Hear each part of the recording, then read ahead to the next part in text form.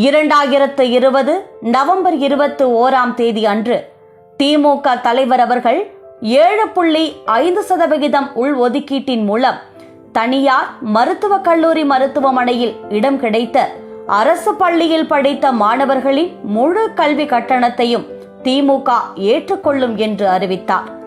ஒரு அரசுதான் இப்படிப்பட்ட நலிந்த மாணவர்களுக்கு முன்வந்து உதவ வேண்டும்.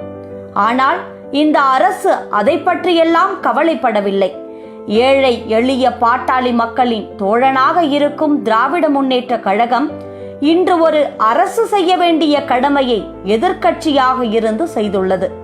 அரசு பள்ளி மாணவர்களின் கல்வி கட்டணத்தை ஏற்போம் என திமுக தலைவர் மு.க. ஸ்டாலின் அறிவித்த சில மணி நேரங்களில் முதல்வர் எடப்பாடி நாங்களே முழு கட்டணத்தை ஏற்கிறோம் என்று அறிவிக்கிறார். ஒரு சிறிய விஷயத்தை கூட திமுக சொல்லிதான் அரசு செய்கிறது. இந்த எண்ணம் முதலிலேயே வந்திருக்க வேண்டாமா?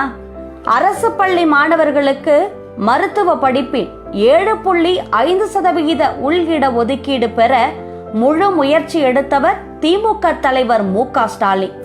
ஆனால் அரசோ 7.5% என்ற தீர்மானத்தை நிறைவேற்றி ஆளுநரிடம் கையெழுத்தாக அனுப்பியது.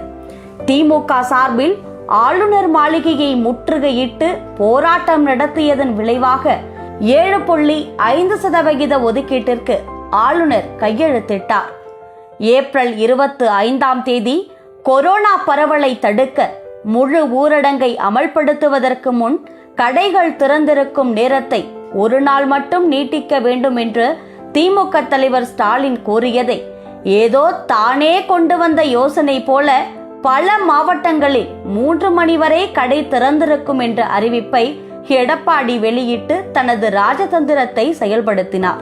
அதேபோல் ஏப்ரல் 28 அயலகத்தில் வாழும் தமிழர்கள் நாடு திரும்ப வழிவகை செய்ய வேண்டும் என்று திமுக தலைவர் ஸ்டாலினின் யோசனையை அப்படியே செயல்படுத்த non-resident-tamil.org என்ற இணையதளத்தில் வெளிநாடு வாழ் தமிழர்கள் பதிவு செய்து நாடு திரும்ப ஏற்பாடு செய்தது எடப்பாடி அரசு. ஆனால் இதற்கு யார் காரணம்? இதற்கான முன் உதாரணம் யார் என்று கூற மறுக்கிறார் எடப்பாடி.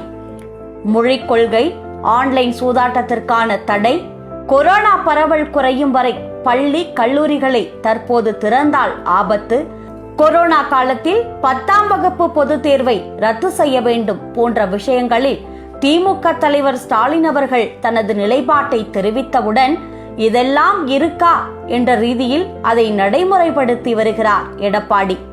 இப்படி திமுகவின் தலைவர் ஸ்டாலின் அவர்கள் முன்மொழியும் ஒவ்வொன்றையும் சுயமா ஆட்சி செய்ய துப்பில்லாத எடப்பாடி காப்பி அடிச்சு கடைபிடிக்கிறத பாக்குறப்போ தமிழகத்தின் உண்மையான செயல் முதல்வர் திமுக தலைவர் ஸ்டாலின் தான் தமிழக மக்களும் நினைக்கிறாங்க, அடிமை அதிமுகவும் நினைக்குது.